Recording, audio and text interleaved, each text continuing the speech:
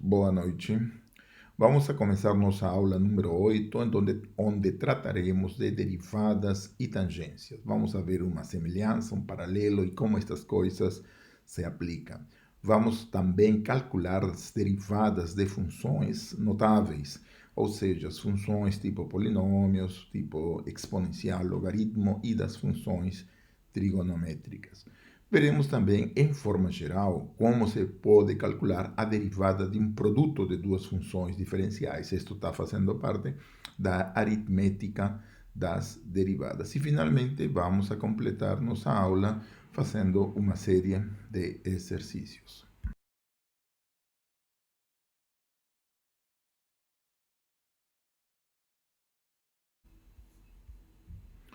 Vamos lembrar um pouco da aula passada. Na aula passada, vimos a noção de derivada associada à tangência, ou seja, tínhamos uma curva qualquer e queríamos calcular quanto vale a inclinação da reta tangente no ponto A, f de A, naquele pontinho que estamos enxergando aí. Então, para isto, começamos um processo de aproximação. Então, cogíamos A mais um certo H e considerávamos a imagem desse ponto. Então, tínhamos aí uma reta secante que passa por esses dois pontos, que está unívocamente determinada, bastante simples, porque por dois pontos passa somente uma única reta. Então, a ideia aqui é aproximar o ponto A mais H até o ponto A, ou seja, esses dois pontos que nós temos dentro da curva, vamos a começar a aproximar e cada vez que estão eles mais próximos, essa reta secante está mais próxima da reta tangente. Então, a reta secante passa por esses dois pontos e aí, então, tem um ângulo que vamos a chamar de alfa.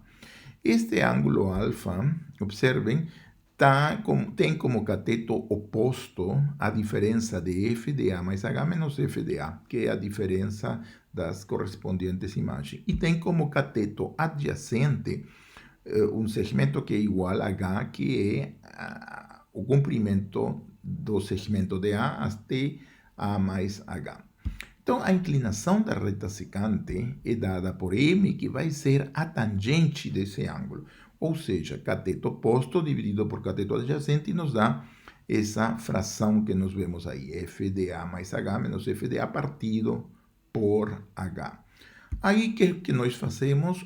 Para poder obter a inclinação da reta tangente, aproximamos esse H para zero. Então, estes dois pontos se vão a ir aproximando um para o outro e nos vai dar claramente a noção de tangência. Então, quando H se aproxima de zero, a inclinação da reta secante se aproxima à inclinação da reta tangente. Mas veja só, aqui nós temos um pequeno problema que é a indeterminação de zero sobre zero. Isto quer dizer que não é qualquer função que vai verificar este limite, ou seja, não é para qualquer função que este limite existe, assim como já vimos muitos exemplos na aula passada.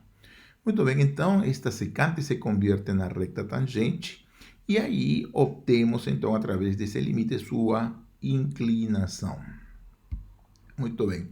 Aí, então, o ponto onde passa a reta tangente é AF de A e a inclinação é dada por esse M, que é igual ao limite dessa expressão.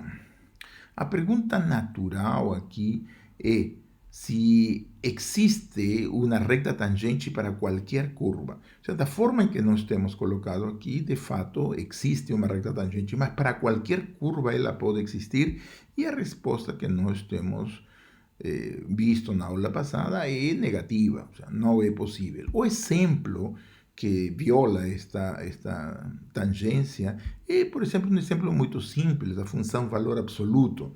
Tomemos, por exemplo, o ponto zero, que está aí no vértice desse gráfico, e tentemos inserir uma reta tangente nesse ponto. O problema desta reta tangente é que é muito ambíguo, porque qualquer uma dessas retas que acabo de girar pode ser considerada uma reta tangente. Então, veja só, aqui, neste caso, a reta tangente fica completamente indeterminada porque poderia ser qualquer uma. Então, na verdade, nesses casos, dizemos de que não existe reta tangente. O processo do limite de aproximação da reta secante para a reta tangente falha. Por quê? Porque se nós consideramos este limite, por exemplo, o limite dos incrementos f de 0 mais h menos f de 0 partido por h, isto vai ser igual ao limite do valor absoluto de h, substituindo os valores, dividido por h. Então, este é um claro limite que deve de ser estudado através dos limites laterais. Então, veja só, por um lado, se nos aproximamos de zero por valores negativos, obtemos que o limite vale menos 1. Mas se nos aproximamos pela direita por valores positivos, então o limite sai 1. Então, de aqui chegamos a uma conclusão, que o limite não existe. Por que não existe? Porque os limites laterais são diferentes. E ao não existir este limite, então chegamos à conclusão de que não existe reta tangente.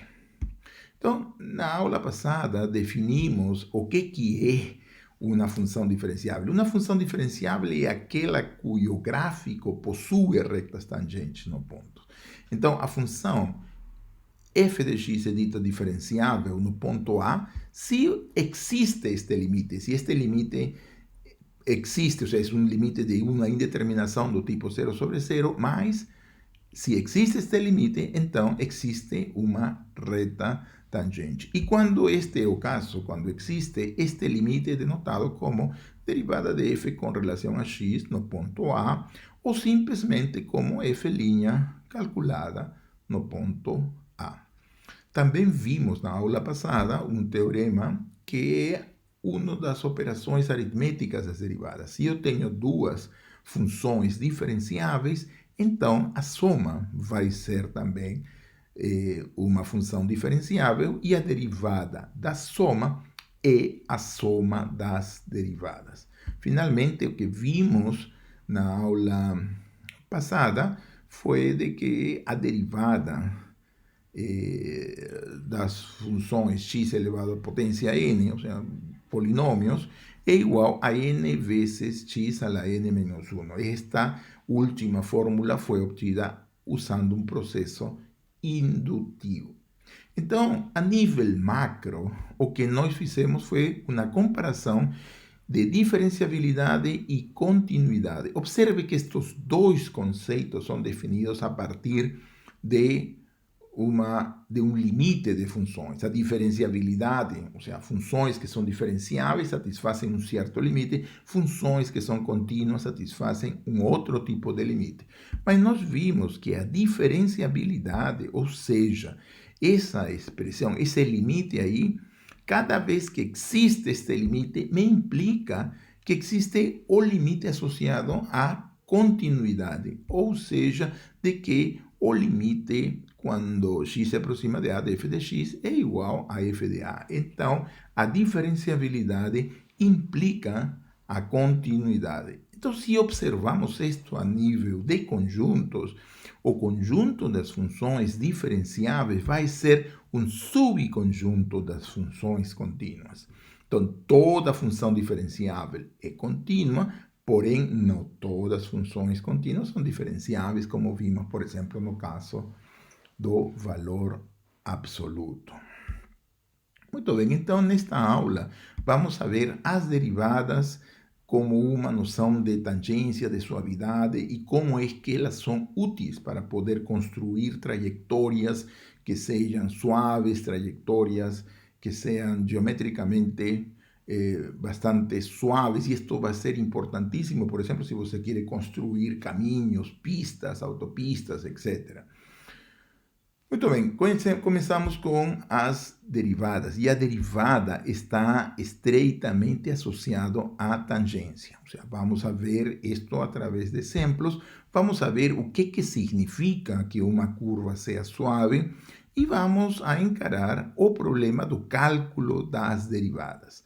em donde vamos a calcular estas derivadas, para quais vamos a considerar as principais funções que nós conhecemos, que são as funções exponenciais, trigonométricas, logarítmicas e polinomiais, que são basicamente o repertório comum que todo mundo trabalha e as operações aritméticas entre elas. Então, aqui temos justamente a aritmética das derivadas. E nesta aula vamos a tratar da derivada de um produto de funções diferenciáveis. Ou seja, a derivada de um produto de funções diferenciáveis não somente é diferenciável, mas também ela tem uma fórmula para poder calcular este valor e que nos vai economizar muito problema de cálculo de limites e todas essas coisas. Então, todas estas novas técnicas vamos a ter que assimilarlas para poder aplicar estes conceitos nos devidos momentos. Então, com isto, justamente, vamos a ver todas estas aplicações. Então, nossas ideias desta aula se vão a estar resumidas desta forma. No primeiro vamos a falar um pouco de derivadas, de tangências e como isto nos dá a noção de uma curva suave. Vamos a ver o cálculo das derivadas através de suas funções notáveis, a aritmética das suas derivadas, já vimos a soma, agora vamos a ver o produto, posteriormente o quociente e a composição de funções. As funções notáveis que vamos a calcular os limites nesta aula são as funções exponenciais, trigonométricas e logarítmicas. Vamos a estudar também a derivada de um produto e, finalmente, faremos algumas aplicações e exercícios. Consideraremos aqui o problema da tangência e como isto se aplica a muitas coisas. Por exemplo, descrever trajetórias, diagramar, fazer diagramas de autopistas, todas elas têm que ser umas trajetórias que sejam relativamente fáceis para que os móveis, os veículos, se transformem, se possam percorrer esse gráfico com certa facilidade. Então, veja só, aqui vamos a considerar, por exemplo, pedaços de curvas que vamos a juntá-las. Observe aqui, temos uma pequena curva e se nós descrevimos qual é sua reta tangente no extremo direito dessa curva, observamos que esta é basicamente a direção que está tomando na curva no ponto final dela. Muito bem, se nós empalmamos esta curva com uma outra curva desta forma, observe que ela já mostra uma certa singularidade porque está criando um bico no ponto de contato e observe como que juntando esta nos dá uma noção de irregularidade. Não? As curvas possuem diferentes tangentes, porque veja só, a tangente da segunda curva no extremo inicial é completamente diferente da reta tangente associada à primeira curva, correto? Então, aqui nós estamos interessados em ir empalmando, e por exemplo, em esta outra, no extremo final da segunda curva, vamos a querer empalmá-la com uma outra que vai ter também uma outra tangente. Então, nestes pontos, as retas tangentes são diferentes. Então, a reta tangente por la esquerda tem um valor, a reta tangente pela direita tem outro valor, e aí nos dá uma noção de falta de suavidade, correto? Então, veja só, aqui para que a curva tenha uma aparência regular, suave, e que ela, por exemplo, sirva para uma trajetória de um caminho, de veículos, de coisas, onde elas podem transcorrer a uma boa velocidade, é necessário de que esta curva seja uma curva suave.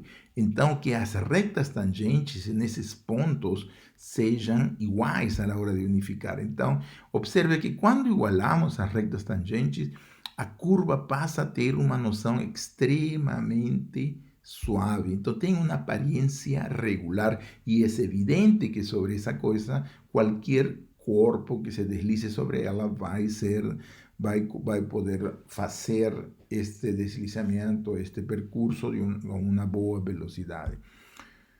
Os pontos onde ela se conectam à curva devem de ter a mesma reta tangente para poder ter esta noção de continuidade. Vamos a ver, por exemplo, uma coisa de caminhos circulares. Por exemplo, vamos a poner aqui um semicírculo e vamos a considerar sua recta tangente, vamos a considerar um arco de círculo que está colocada desta forma, e um terceiro círculo com esta recta tangente, e um terceiro círculo que está... Então, nós queremos munir estas três semicircunferências, pero de tal forma de que a curva resultante seja uma curva suave. Então, como é que ela deve de ser feita? Então, ela deve de ser feita de tal forma de que as tangentes que vão a estar nos pontos onde a curva se vai encontrar devem de ser iguais. Por exemplo, devemos de fazer de forma que nos pontos comuns as tangentes, as retas tangentes coincidam mais ou menos desta forma. Então já você vê como é que aparece esta união destes semicírculos deve de ser feita de tal maneira que nos pontos finais, iniciais, onde se conectam, tenham a mesma reta tangente. Então, já você vê, por exemplo, como esta curva tem uma aparência regular e pode ser feita. Então, para fazer qualquer outro tipo de gráficos, unindo curvas diferentes, devemos de ter cuidado de fazer isto mantendo sempre a mesma reta tangente na parte final e na parte inicial das curvas que se estão encontrando.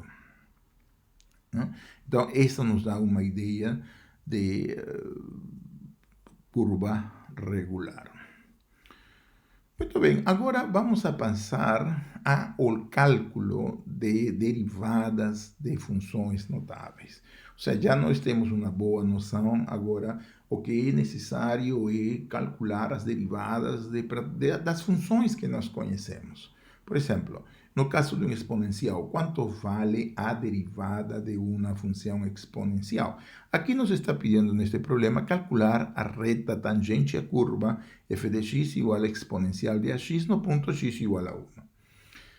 Muito bem, então para isto, para poder resolver este problema, precisamos calcular a inclinação da reta, porque nós já temos o ponto por onde ela passa, o ponto é x igual a 1, a imagem seria a exponencial de a.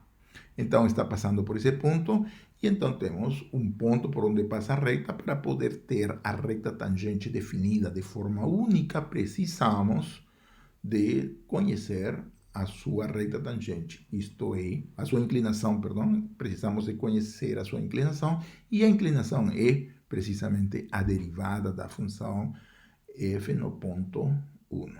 Então, para encontrar a derivada, temos que calcular esse limite. Ou seja, nós não conhecemos quanto vale a derivada do exponencial, e então temos que utilizar a definição da derivada. E essa definição é essa fração de incrementos quando h vai para zero. Observe que usando a lei de exponenciais, nós podemos colocar como fator comum o exponencial de ax. O exponencial de ax que multiplica ao exponencial de h menos 1, né? Estamos sacando o fator comum, dividido todo isso por h. Então, aqui, o problema é calcular este último limite. Limite quando h vai para zero do exponencial de a vezes h menos 1 dividido por h. Observe que isto é uma indeterminação, porque quando h é igual a zero, exponencial de zero vale 1 e se anula um numerador, e quando h se aproxima de zero, o denominador também está se aproximando de zero. Então, o problema é calcular este limite que está aqui. Esse que é o problema. E então aqui nós começamos nosso processo fazendo uma substituição. Vamos a tomar y, uma nova variável, igual à diferença do exponencial de h menos 1. Então, observemos de que quando h vá para zero, obrigatoriamente y está indo para zero. E, reciprocamente, se y vá para zero, h também está se aproximando a zero. Então, tomar limite quando h vai para zero ou y igual a zero são coisas completamente equivalentes. Portanto, vamos a calcular então este limite aqui. Usamos a substituição que nós estamos fazendo e então vamos a encontrar de que, fazendo esta substituição, A vezes H tomando logaritmo na função, tomamos logaritmo, lembremos de que o logaritmo e o exponencial são funções inversas, então tomando logaritmo sale A vezes H igual ao logaritmo de 1 mais y, ¿correcto? Portanto, esta expressão que nós temos aqui, em termos da variável y, e observe que agora estamos tomando o limite quando y vai para zero, se escreve como quociente a y dividido pelo logaritmo de 1 mais y. Aí, então, este a é um número constante e, então, pode sair fora do limite. E, então, nos queda simplesmente o análise do limite de y dividido pelo logaritmo de 1 mais y. Agora, note o seguinte, ou seja, tanto faz calcular o limite dessa expressão ou calcular o limite da fração inversa. Então, quando nós utilizamos este conceito, estamos calculando agora o limite da fração inversa, quando y vai para zero do logaritmo de 1 mais y partido por y, usando as propriedades do logaritmo, ou seja, cada vez que eu multiplico um logaritmo, é o logaritmo da potência. Então, aqui, isto é igual ao logaritmo de 1 mais y elevado a 1 partido por y. Esta é uma propriedade dos logaritmos que é extremamente importante. Então, agora, veja só, podemos passar o limite aqui dentro, e o limite é a expressão 1 mais y elevado à potência 1 partido por y. Aí recordemos que este limite é igual ao número de Neper. Então, quando y vai para zero, me queda simplesmente o logaritmo do número e o logaritmo do número e, a base dos logaritmos naturais, me dá igual a 1. Então, o que temos concluído? Observe, como resumo, temos concluído do limite que nós queríamos calcular. Sustituímos por esta nova variável y e me dá a vezes este limite que está aqui. E acabamos de demonstrar de que esse quociente é igual a 1. O sea, si la inversa de 1 mais inversa de 1 é 1. E então, este limite está valendo a. Portanto, usando este recurso aqui, temos de que limite quando h vai para zero do exponencial de a vezes h menos 1 partido por h vai ser igual a h. Então, vamos a utilizar isto e lembremos, de novo, a definição da derivada do exponencial é o limite quando h vai para zero do exponencial de a, x mais h, menos exponencial de x partido por h. Sacamos como fator comum a x, porque não depende de h, e fica somente essa fração que acabamos de calcular o limite. E o limite dessa fração é igual a multiplicado por x, me dá essa expressão. Muito bem, então a derivada da função exponencial é igual a vezes o exponencial de x. Se a fosse igual a 1, então a derivada era a própria função, ou seja, a própria função se reproduz. Então, só para ter uma ideia do gráfico desta coisa, vamos a tomar a igual a 1, vamos a fixar ideias, e no ponto x igual a 1, então a inclinação é dada pela derivada. A derivada é a vezes exponencial de ax. No ponto x igual a 1 e a valendo 1, me sale exatamente exponencial e elevado a potência 1. Então, a inclinação vale e.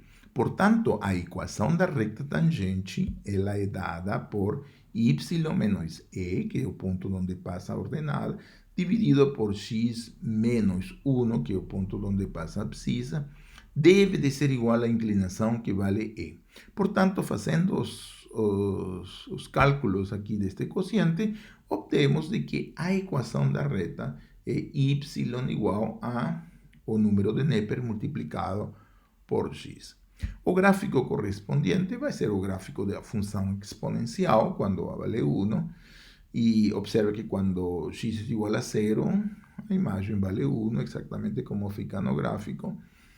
E a função exponencial, esse é o gráfico da função exponencial, tem como reta tangente no ponto x igual a 1 a essa reta que está aí, que é exatamente igual a y igual a de x. Observe que quando x é igual a 0, a reta está passando pela origem de coordenadas, correto?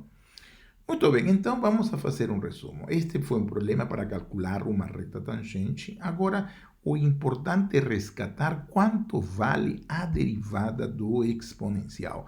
A derivada do exponencial, então, é a vezes ax, não? De onde segue que, como fórmula, veja só, a derivada do exponencial de x é uma função que se repete a si mesma multiplicando-se por a. Se a fosse igual a 1, então a derivada do exponencial continua sendo ela mesma infinitas vezes, correto?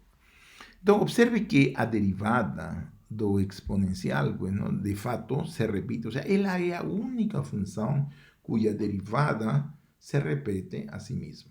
Ou seja, a derivada do exponencial de ax é a vezes o exponencial de ax.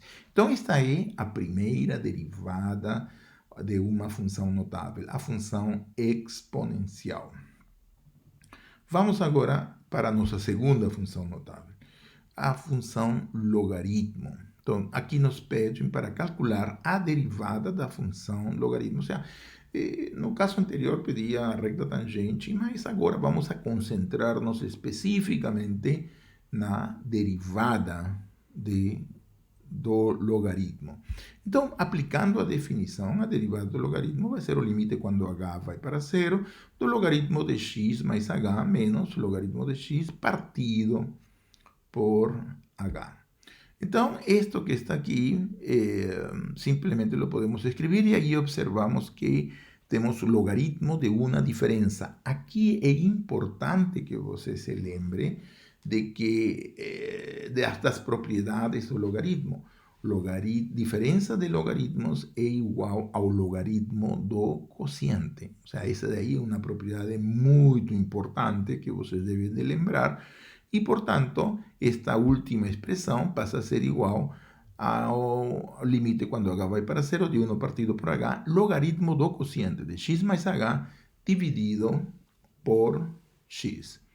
Então, esta última expressão, observe, vamos a fazer as operações, x dividido por x me dá 1, e h dividido por x fica essa fração a si mesmo. Mas lembremos que se trata do logaritmo aplicado nessa soma, multiplicado por 1 partido por h. Então, usando novamente as propriedades do logaritmo, se eu estou multiplicando meu logaritmo, isso vai ser o logaritmo do número elevado à potência pela qual eu estava multiplicando o logaritmo. Então, ela vai ser igual ao limite quando h vai para zero do logaritmo de 1 mais h dividido por x elevado à potência 1 partido por h. Então, temos que calcular. E agora observe que este limite que está aqui é um limite muito parecido àquele que nós havíamos estudado para cálculo do número de Neper. Não? Então, se nós fazemos esse limite, essa passagem, por exemplo, aí, passamos o limite, nós temos que calcular apenas o limite que está dentro desse parêntese. E para calcular esse limite, o que nós fazemos é novamente uma mudança de variável.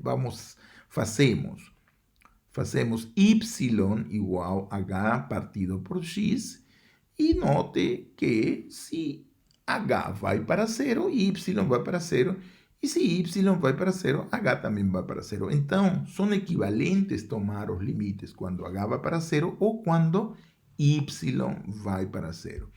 Portanto, a derivada seria o limite quando h vai para zero dessa última expressão, substituindo h partido por x por y, me queda essa expressão. E como expoente 1 entre h, sai simplesmente substituindo h seria o produto de x por y no denominador.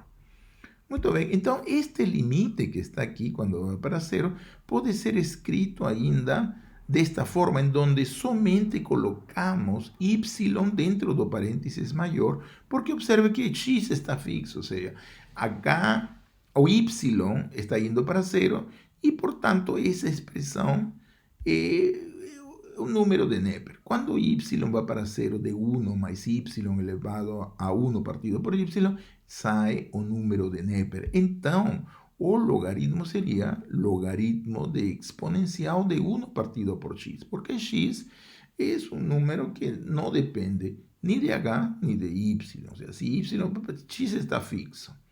Portanto, novamente, usando as propriedades do logaritmo, lembrando que o logaritmo e o exponencial são funções inversas, o logaritmo do exponencial elevado a 1 partido por x vai ser exatamente igual a 1 partido por x. Portanto, a derivada do logaritmo é 1 partido por x. A derivada do logaritmo de x é 1 partido por x. Então, a derivada do logaritmo é essa expressão e que vamos a destacarla desta forma. Vamos a colocar que a derivada do logaritmo de x es igual a 1. Esta es una derivada muy importante. Entonces, para cada valor de x diferente de 0, se ve ahí, porque observe que el logaritmo en primer lugar no está definido ni en 0 y la derivada también no está definida en 0. Entonces, ya tenemos derivada do exponencial, derivada do logaritmo. E esse é o valor que nós calculamos na derivada. Muito bem, então agora vamos revisar os limites, as derivadas das funções trigonométricas. E vamos a começar com o seno de uma função e vamos a botar como exercício calcular a derivada do seno de x. Então, a derivada do seno de x aplicamos a definição, vai ser essa limite quando h vai para zero desse quociente de incrementos. Então, lembremos primeiro das fórmulas trigonométricas, o seno da soma de dois ângulos. Quanto vale o seno da soma de dois ângulos? Seno de x mais h é seno de x cosseno de h mais cosseno x seno de h. Essa é o seno da soma de duas funções.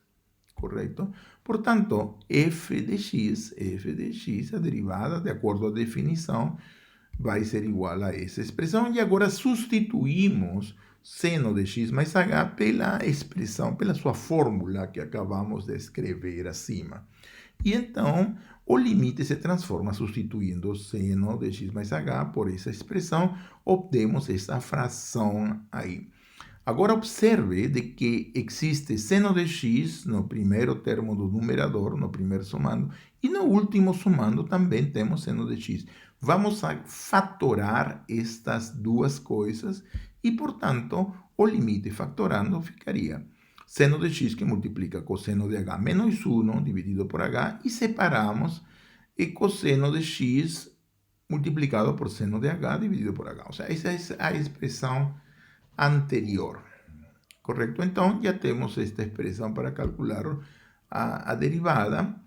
E aí, observem que vamos a separar, ou seja, o seno de x não depende de h, pode sair fora do limite, e então nos queda cosseno de h menos 1 dividido por h.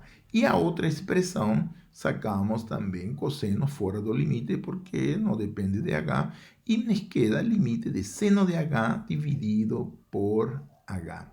Agora, lembremos de que o limite, quando h vai para zero, de seno de h dividido por h, vale 1. E que 1 menos cosseno de h, limite quando h vai para zero de 1 menos cosseno de h dividido por h, dá 0. Então, vamos a usar estas duas expressões e substituímos na expressão anterior, de onde conseguimos que a derivada de f vai ser igual ao cosseno de x, correto? Porque cosseno de h menos 1 dividido por h, limite vale 0, e o seno de h dividido por h em limite é igual a 1, portanto, me queda que a derivada é igual ao cosseno. Então, damos destaque aqui à derivada do seno de x e essa derivada vai ser igual ao cosseno de x, ou seja, a derivada do seno é igual ao cosseno x. Vamos agora a ver a derivada do cosseno. Como é que nós calculamos a derivada do cosseno? Vamos a colocar isto como um exercício mais e, de novo, aplicamos a definição. A definição nos diz que temos que calcular este limite de incrementos. Cosseno de x mais h menos cosseno x partido por h quando h vai para zero. Então, aqui, de novo, temos que lembrar a nossa fórmula do cosseno da soma de dois ângulos. O cosseno da soma de x mais h é igual a cosseno x, cosseno h, menos, quando é uma soma, sempre aparece o sinal menos em essa fórmula, seno x, seno h. Então, neste caso, vamos a substituir o cosseno da soma no limite anterior e aí obtemos, então, que vai estar dada por essa fração. Agora, observe, de novo, no primeiro termo no numerador, temos cosseno x, e o terceiro termo do numerador é menos cosseno x. Então, vamos a colocar isto como um fator comum e separamos isto em duas frações. Então, sale cosseno de x, que multiplica cosseno de h menos 1 partido por h, menos seno de x por seno de h partido por h. Então, é uma coisa muito parecida ao procedimento do cálculo da derivada do seno. Muito bem, então agora vamos aplicar limites em cada uma desta diferença, ou seja, lembremos, aqui estamos aplicando a aritmética dos limites, e isto vai ser igual, como x não depende de h, então simplesmente queda cosseno x que multiplica ao limite do cosseno de h menos 1 partido por h, menos seno de x também não depende de h, então nos queda limite quando h vai para zero de seno de h dividido por h. Lembremos de que o limite quando h vai para zero de seno de h partido por h vale 1. E lembremos também que o limite de 1 menos cosseno de h partido por h vale 0. Então, disto substituímos estes limites e obtemos finalmente de que o limite da derivada do cosseno é menos seno. Então, damos destaque a esta fórmula aqui e a derivada do cosseno é menos o seno, ou seja, mudou de sinal e passou da função para a sua cofunção. Muito bem. Então, em resumo, vamos ver o que nós temos aqui. Ou seja, primeiro descobrimos a derivada de praticamente todos os polinômios, resumidos na derivada de x elevado à potência n. Ou seja, a derivada de x elevado à potência n é n vezes x a la n menos 1, e com esta fórmula podemos calcular a derivada de todos os polinômios. Depois vimos as derivadas das funções logarítmicas e exponenciais. Quais são estas funções? Ou seja, a derivada do exponencial, observem, a derivada do exponencial é igual a vezes o próprio exponencial. Ou seja, ela vai repetindo-se a si mesma. A derivada do exponencial é o próprio exponencial. E a derivada do logaritmo de x é igual a 1 partido por x. Ou seja, temos derivadas de polinômios, temos derivadas das funções logarítmicas e exponenciais, e agora as derivadas das funções trigonométricas. Aqui temos a derivada do seno, que foi a primeira que nós vimos, é igual ao cosseno, e a derivada do cosseno de x, que é igual a menos seno de x. Então, a partir de aqui, basicamente, podemos, com estas fórmulas, com estas 5 fórmulas que nós temos aqui, podemos praticamente calcular as derivadas de quase todas as funções que nós estamos acostumados a manipular. E isto vai ser graças às fórmulas da derivada de um produto e derivada de um quociente que vamos a estudar agora. Então, lembremos, estas fórmulas que estão aqui, que acabamos de resultar, vendria a ser equivalente às suas tabelas de multiplicação. Esto es extremadamente importante y no puede ser esquecido. Estas derivadas son fundamentales para poder calcular todos los problemas que nos vamos a ver posteriormente. Muito bem, vamos a passar agora a derivada de um produto de duas funções. O que significa isto? Significa de que se eu tenho duas funções diferenciáveis num certo ponto A, então vai existir estes dois limites, a derivada de f com relação a x no ponto A e a derivada de g com relação a x no ponto A. Aí o negócio é o seguinte, que podemos afirmar do produto destas duas funções? Se eu tenho individualmente que estes limites existem, existirá a derivada do produto? E se existe, quanto vale? Então, a derivada do produto é dada pelo seguinte limite, ou seja, se eu tomo o produto de f com g, seria o produto de f com g calculado em a mais h, menos o produto de f com g calculado em h, dividido por h. Essa é a definição de derivada. E a pergunta normal é, existe este limite? Então, o que vamos fazer é, se o limite de f, de a derivada de f existe e a derivada da g existe no ponto A, então a derivada do produto também vai existir no ponto A. É isso que vamos a verificar. Ou seja, o que nós temos que fazer? Temos que fazer que este limite que estamos colocando aqui deve de ser expressado nos limites das hipóteses. A hipótese da diferenciabilidade de f e a hipótese da diferenciabilidade da g. Então, temos que saber levar isto à expressão, às hipóteses, para poder chegar a uma conclusão. Muito bem.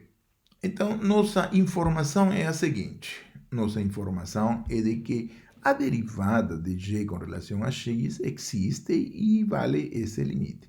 E a derivada de f com relação a x também existe esse limite. Então, temos que levar o limite do produto expressado em limite de coisas que nós sabemos que existem. Então, temos que levar a relação acima o mais próximo possível das hipóteses, que é a derivada da g e a derivada de f igual a esses limites que existem. Para isto, veja só, vamos a fazer o seguinte.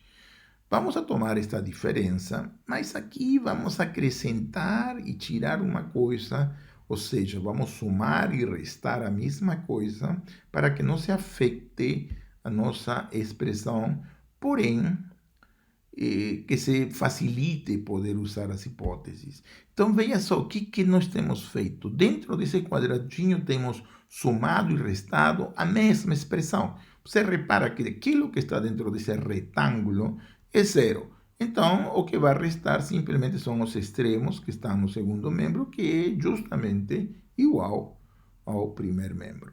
Mas nesta nova aproximação, observe, temos acrescentado f de a, g mais h. Então, nos dois primeiros termos que vemos aí, podemos colocar como fator comum g calculado no ponto a mais h.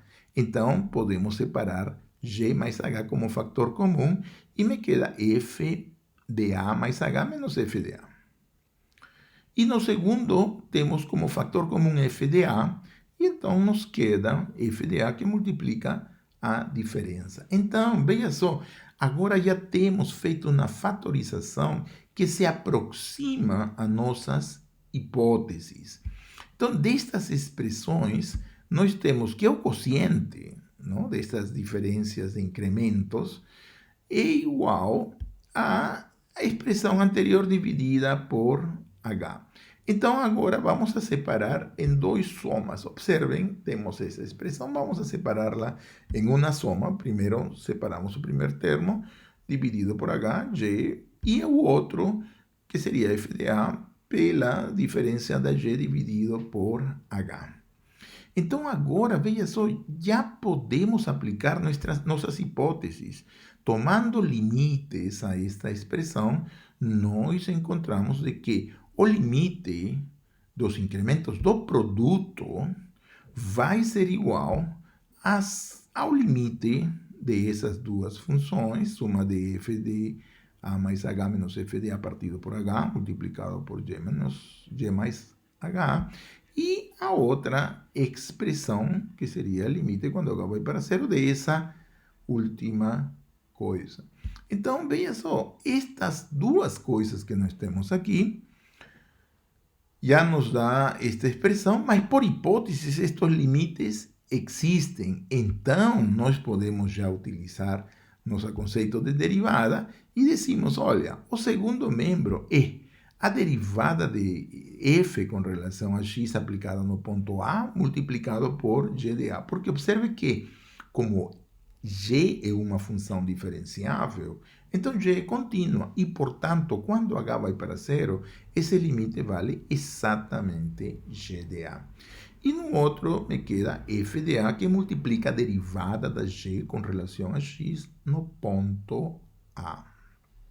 Portanto, aqui segue de que a derivada do produto, calculada no ponto A, é a derivada de f, calculada no ponto A por g de A, mais a derivada, mais f, derivada de g, calculada no ponto A. Então, já você vê como que a derivada de um produto não é o produto das derivadas. A derivada de um produto é uma soma onde temos o termo derivada de f por g, mais f derivada de g, ou seja, derivadas intercaladas em cada uma dessas coisas.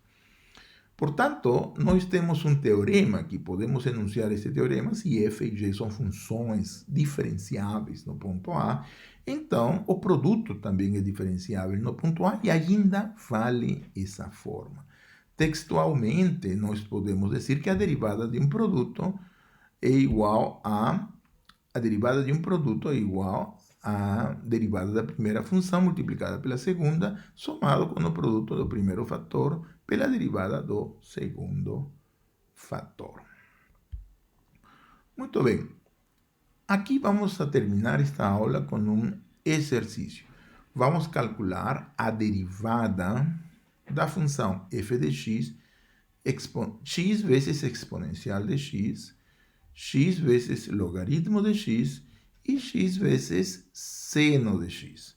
Então, veja só, para calcular a derivada do exponencial usando o procedimento de logaritmo foi uma coisa bastante extensa e a mesma coisa tanto para o logaritmo como para o seno. Ou seja, não é trivial utilizar esse conceito de logaritmo, não é trivial usar o conceito de limites, mas se nós lembramos das fórmulas que hemos obtenido das derivadas destas funções notáveis, a nossa tarefa se simplifica muito. Muito bem, então lembremos que nossa fórmula de produto é a seguinte: se eu tenho um produto, a derivada do produto de funções vai ser igual à derivada do primeiro fator vezes a segunda, somada com a derivada, com a função multiplicada por a derivada da segunda função. Então, vamos aplicar esta fórmula para cada uma das funções que nos estão solicitando.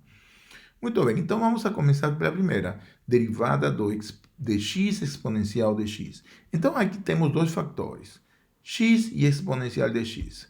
Muito bem, usando nossa fórmula, nossa regra de derivada de um produto, sai derivada do primeiro fator, derivada de x com relação a x, vezes o exponencial, mais x vezes a derivada do exponencial. Essa é exatamente a aplicação da fórmula, e isto nos dá exponencial de x, porque a derivada de x com relação a x vale 1, mais x vezes a derivada do exponencial de x. A derivada do exponencial de x é a própria função exponencial de x.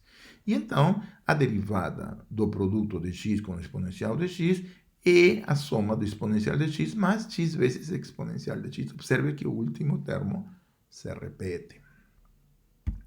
Vamos ver agora a derivada do produto de x com o logaritmo de x. Então, usamos de novo a fórmula. Então, vai ser derivada do primeiro fator vezes o logaritmo, mais o primeiro fator vezes a derivada do logaritmo. Então, derivada de x com relação a x me dá 1. Derivada do logaritmo sale 1 entre x. Então, no primeiro caso, me sale derivada de x com relação a x vale 1, portanto, me queda logaritmo de x. E no outro sale x derivada do logaritmo de x. Lembremos que a derivada do logaritmo de x vale 1 dividido por x, y por tanto x multiplicado por 1 partido en x me da 1. Y ahí obtenemos esa expresión. Finalmente, en el tercer caso, vamos a ver derivada do produto de x com o seno de x. Então, de novo, usamos a fórmula. Esta vai ser igual a derivada de x com relação a x vezes o seno, mais x vezes a derivada do seno. Então, derivada de x com relação a x vale 1, portanto, o primeiro sumando sai seno de x, e o segundo sale x derivada do seno, mas a derivada do seno é igual ao cosseno de x, portanto, me sale x vezes cosseno de x. E então, aí, veja só como é que nós temos relacionados as nossas derivadas notáveis com a regra da derivada de um produto. E aí, podemos conseguir de uma forma bastante simples a derivada de uma quantidade gigantesca de funções.